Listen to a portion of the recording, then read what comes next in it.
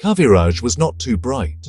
He was always trying to make ends meet, and for one who was labeled as not too bright, even by his own parents, some of these ways in which he earned were in fact quite innovative. Label it as the wish to survive. But Kaviraj was responsible for a worldwide phenomenon, which eventually involved all the major car manufacturers of the whole wide world. It happened like this.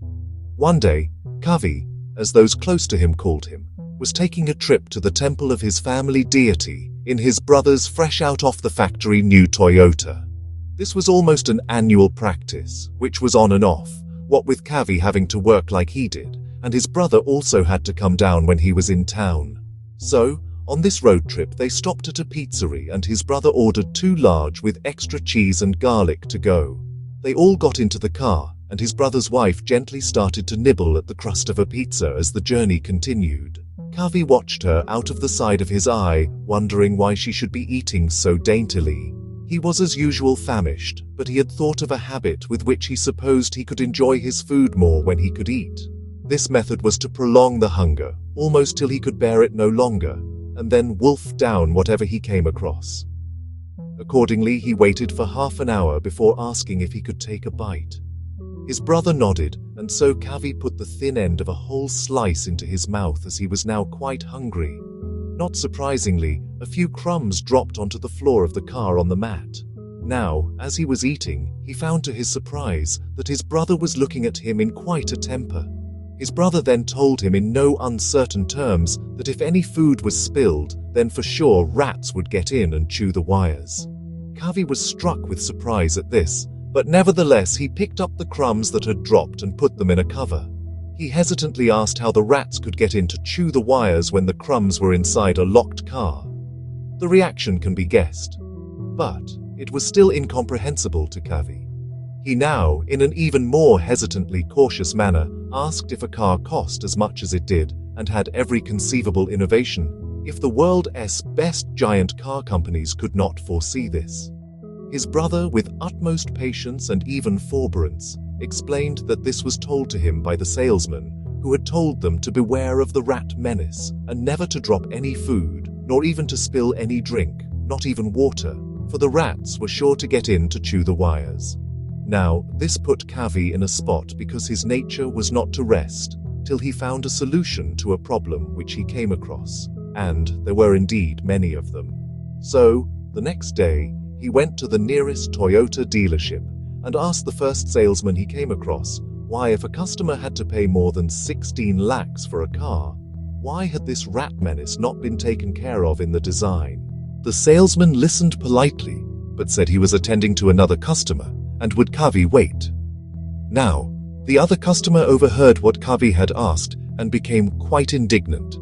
He said he was going to buy the 20 lakh model and said the HL he would if there were going to be rats chewing the wires. The customer repeated Kavi's question very loudly and angrily. Why had it not been thought of in the design stage? The HL, he would be careful about spilling a few crumbs and then pay for a complete set of new wires. The dealership was quite busy as it was festive season and all the other customers overheard. They gathered round and demanded to meet someone in charge. The frightened salesman ran into the chief general manager's cabin and recounted what was happening below. The chief came running down the stairs and waved his arms to try to calm the now unruly customers. They said social media would be set on fire with this issue and they would boycott the company in the country. The chief, now really frantic with worry, said he would immediately take up the issue with the HQ. The customers said they would not leave till a solution was found and sat down wherever they were chanting slogans, which began with "down, down." The chief immediately called the MD of the company SHQ in India, even as he rushed up the stairs to his cabin. The MD at HQ realized the seriousness of the situation and contacted the worldwide CEO. The CEO was about to leave for the day, but when he heard what was happening in India, he rushed to his office and called all the GMs into a conference call. The chief of design's input was sought. He thought long and hard while the others waited, drumming their fingers impatiently.